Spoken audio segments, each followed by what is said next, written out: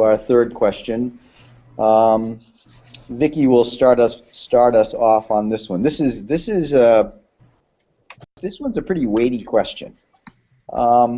So, how do we reconcile the push for teaching the 21st century the 4 C's of creativity, collaboration, communication, and critical thinking with what is sometimes referred to as the 4 S's of standardized testing, scripted instruction, scripted curriculum, and strict accountability? So, Vicki, start us off. Well, I didn't see that as a very heavy question, and maybe I'm just thinking of it in too simplistic of a manner, because I see the 4 C's as how you teach and test, and the 4 S's as what you teach and test. And so I didn't see that they were necessarily in conflict with each other. You can be teaching to the Common Core standards, you can be teaching to state standards, you can be teaching to a district curriculum that's scripted, and that is standard and that is held fast. But how you teach is what the 21st century 4 C's are all about. You must teach children to have creativity, to be collaborative. You must teach them to communicate, and you must teach them to be critical thinkers in order for them to not only be proficient but above proficient in any one of those standard areas. Now, the one that's in direct conflict that I really struggled with was the idea of scripted instruction. And I see that as in direct conflict with the 4 C's, because it's also in direct conflict, with what is best instruction for kids. We know that differentiated instruction and assessment are necessary. We know that if you teach something once and the child does not master it, you need to reteach it. And if you teach it the same way again, you are just redefining insanity. You know, insanity is doing what you always have done and expecting different results. So you have to differentiate. And I would take it on there, and I would say, if I was a middle-level leader and I was told that we needed to have scripted instruction, I would begin to engage in one of those leadership skills that's so important, which is called advocacy.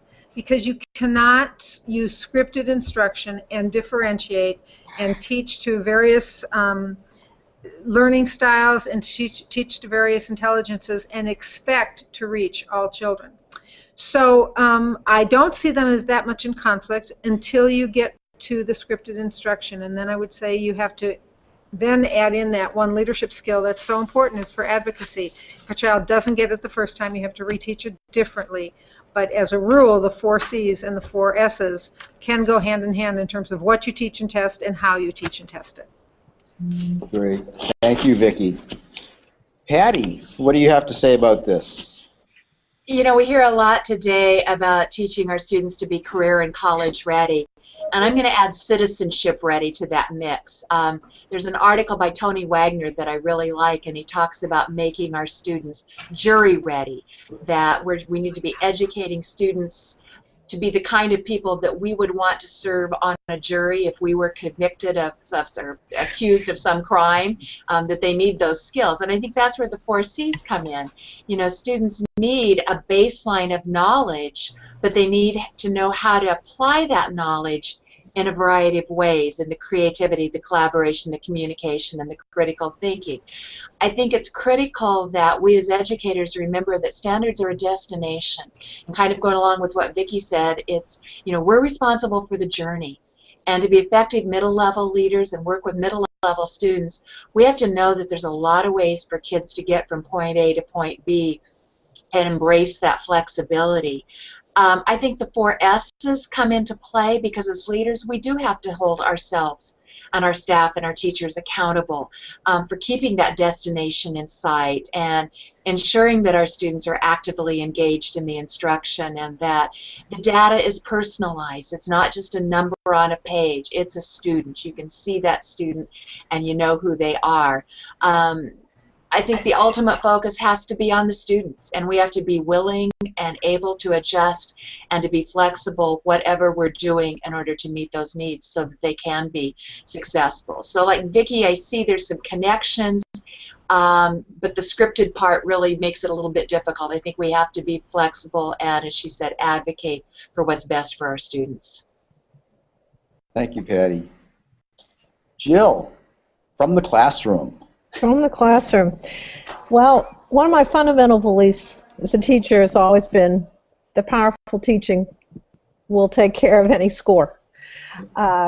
I guess it depends maybe on what part of the United States you live in, because the state tests have been different. I understand that.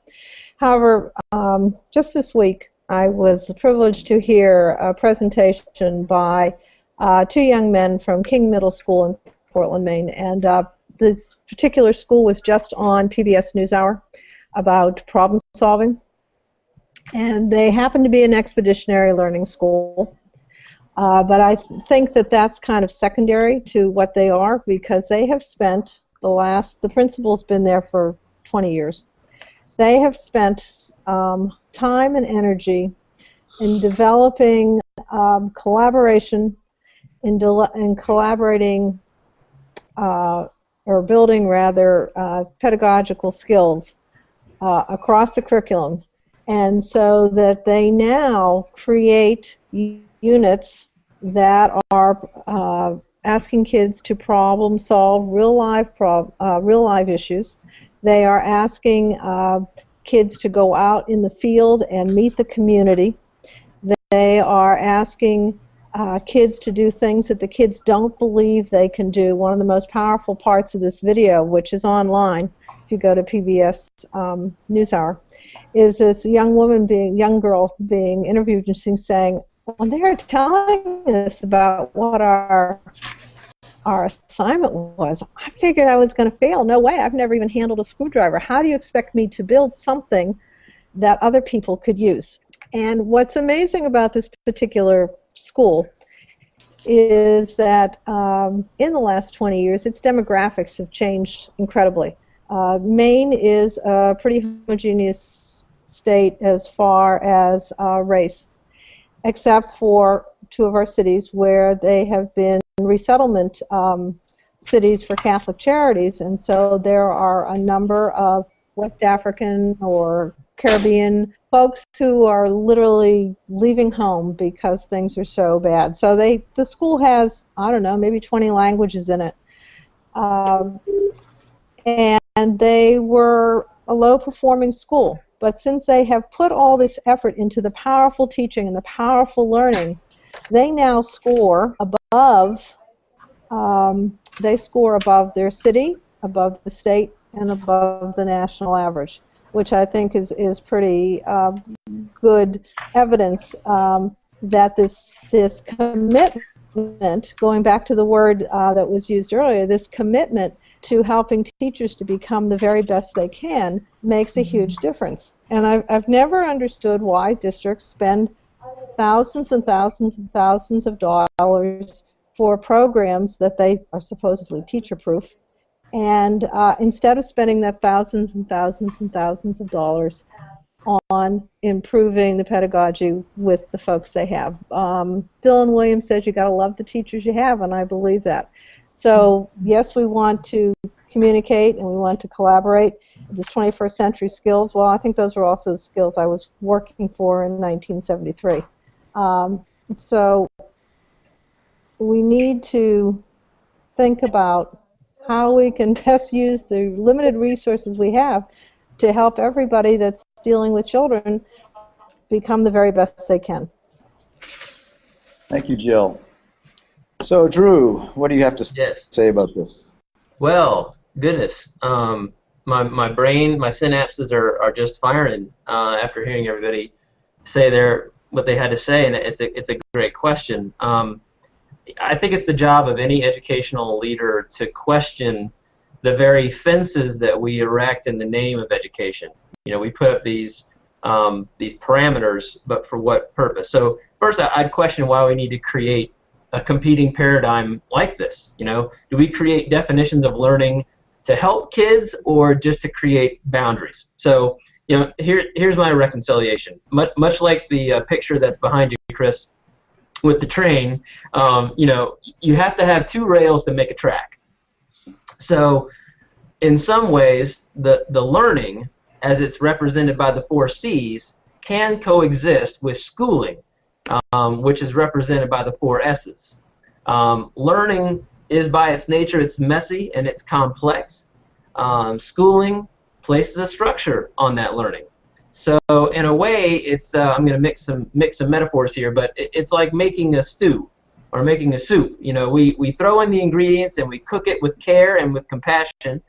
But, you know, cooking takes place or should take place in an orderly, clean kitchen with accurate temperatures, and also, though, with the unwavering acknowledgement that, you know, you're cooking with love and with compassion for your customers, and you're not cooking alone, and your customers are ultimately the kids. So I think that the 4 S's and the 4 C's can coexist, but you got to care about first who you're serving. All right. Thank you, Drew. So, Lori, what do you have to say? I actually agree with Drew. I think not just they can coexist, but they should coexist. I think the 4 S's, when you look at standardized testing, scripted instruction, scripted curriculum, all those things, strict accountability, I think that they make educators accountable. But I think the 4 C's, the creativity, collaboration, communication, creative thinking, keep educators in control of that accountability. I'm not afraid of being accountable at all. In fact, I think I should be accountable. And I was interested, Vicki, your first statement about the scripted instruction, I had not read it that way. I couldn't agree with you more. That's just not how I'd read it. When I read scripted instruction, I thought good research-based practices. I didn't see it as something that held me in. I thought we do want research-based practices. We do want best practices, and sometimes those are messy, and sometimes they are crazy, and sometimes when I walk outside on a beautiful day and see 98th graders flying paper airplanes to learn velocity, that's not neat or clean. In fact, it's scary, but it's under supervision, and it's following the curriculum. And so watching teachers use those 4 C's to make sure we get to the 4 S's, that's my passion. I love being a part of that. I don't think that they have to compete with each other. In fact, I think they're both needed. I don't think anyone wants to send their kid to a school where there's no such thing as the 4 S's. I don't think any parent wants to think their kid's out there free for all throwing paper airplanes for no purpose without adequate supervision. But I also don't think parents want their students stuck sitting in rows all day not talking to each other or afraid to turn around. And so I think it's that striking the healthy balance, and I think that's what I love about middle school. I think middle school is the perfect place to be accountable but with control over your accountability. And I think that's what teachers want. They want the respect to show we should be able to control that accountability. We should be able to use our knowledge, our expertise, our skill, our leadership to get to those standards that are set for us to get to. So I don't see them as negative. I see them as a positive, working together to make sure we're serving students in the best possible way. Thank you. Thank you, Lori. So I have my quick thought on this is that I tend to agree with Daniel Pink. And his book on drive, kind of what motivates us, and what I think I believe is that motivation, accountability, performance, things like that, they need to be intrinsic. And the one of the concerns that I have about strict accountability and certainly scripted instruction is that they're external. They don't draw on the love of learning that we really want from students. What I believe is that if we pay attention to our core beliefs and focus on those in the context of the 4 C's and what we know about good instruction and learning and all of those words that we kind of started out with, I think that the S's will be addressed. And again, it really is a matter of balance. And I guess what I'm feeling, and as I talk to folks, is that balance, it's a dynamic balance, which is good, but sometimes the students' welfare and our core beliefs are secondary to some of those accountability systems. Maybe we can have a conversation about that in a couple minutes. Cedric, what do you have to say about this? Well, maybe mine will be more of a summary of what everyone has contributed thus far. I think we reconcile the 4 S's and the 4 P's. I'm sorry, the 4 S's and the 4 C's with the 4 P's.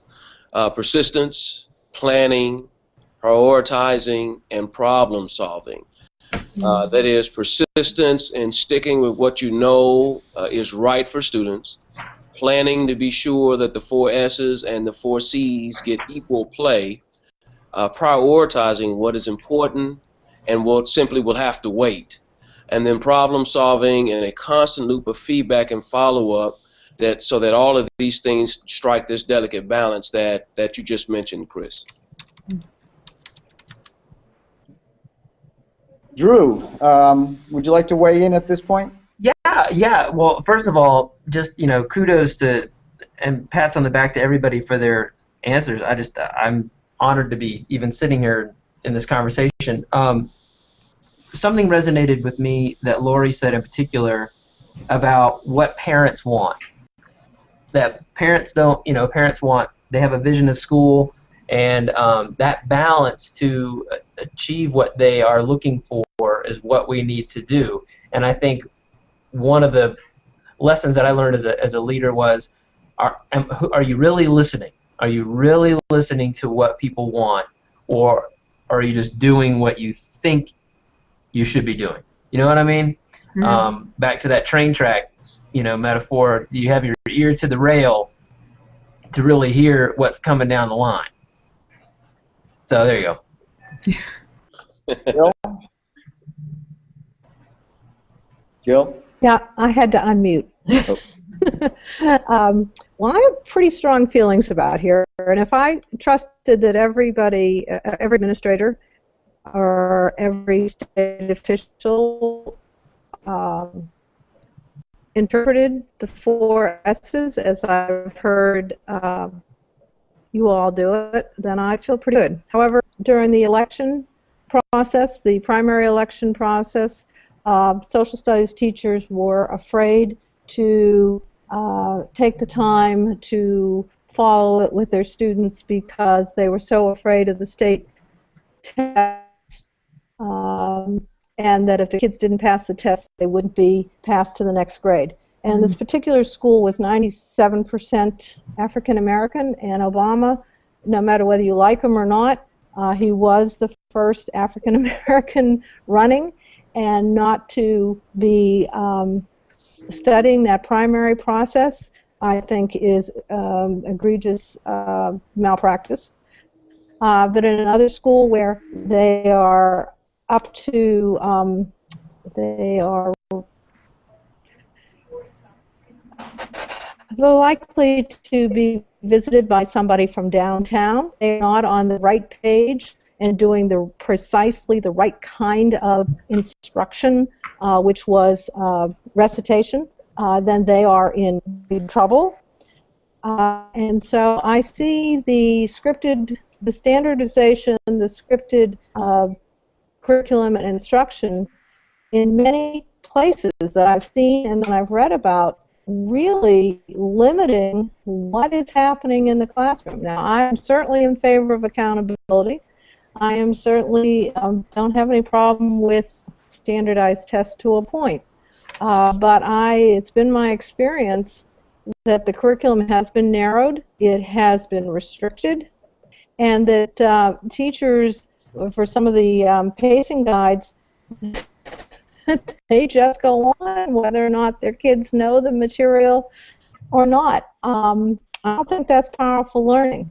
And we haven't talked anything about student choice and voice, about where that comes in, and how that helps us make curriculum decisions and build that sense of collaboration. And again, some people are fearful of including it because of the pressures, the very real pressures they feel from their administration. And it may not be their middle-level principal, it may be that, because that person may be under tremendous pressure also. It may be from central office, it may be from the state. And it may be all perceived pressure, but it's real. And so that's my big concern. And I'm hoping more and more middle-level administrators and superintendents like Cedric are willing to speak out and define the 4 S's as you all have. Because I think there's a whole generation of children who have been not served well, and I also think there's a whole generation of new young teachers who have never had the experience of planning a unit based on students' interest and student needs as well as standards.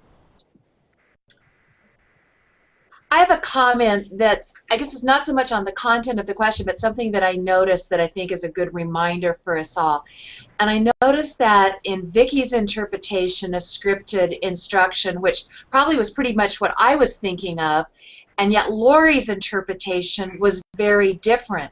And I think that's a good cautionary note for us as leaders, to be sure that when we're using terms, when we're using phrases like that, that we know what each other means, because I think we all agree very much on what we believe about that, but the difference in terms and the different interpretations and connotations of those words resonated differently in each of us. And I think that's a lesson that as middle-level leaders we need to take with us wherever we go. True. I would agree. I think you're right in that probably each of those terms would bear a significant amount of conversation, because I think you're right, we don't necessarily understand them the same way. What concerns me a little bit about anything scripted is that to some degree they bring into question the professionalism of educators. So, for example, I know I have colleagues that I have a lot of respect for, that when I talk to them about things like project-based learning, and I'll invoke a name of Mark Springer, who has written two books anyway on project-based curriculum, where essentially the curriculum, as he would describe it, it's a blank slate at the beginning of the year. If you asked him, so what are you guys going to do this year, he would say, you know, we don't know yet. However, if you asked him what academic standards and what core values and what beliefs and skills and things like that are you going to have the kids work on, he would be able to tell you that, you know, quite succinctly. And so, you know, in that sense, even the what is going to be studied is a little different. There is a what, but it has nothing to do with content almost. Jill, am I explaining that correctly? You've talked to Mark as well. With Mark, he's using the standards. What he works with kids is to say, all right, here are some of your big questions.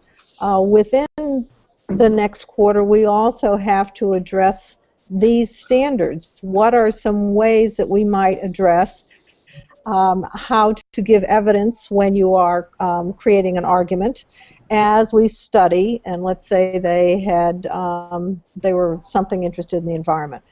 And so he brings in a lot of student voice and choice. The standards are all there. I mean, his kids had to take tests as well as anybody else, and but it's looking at the kids' big questions that they are interested in that relate to their life and to the universe. And while I've looked at what his kids have studied, they essentially comes out and does pretty much the regular curriculum anyway, but it's the way they get at it. So the standards are still there. There's just a tremendous building of student input. And so the kids take responsibility for their learning because they have helped set the direction. Thanks, Jill.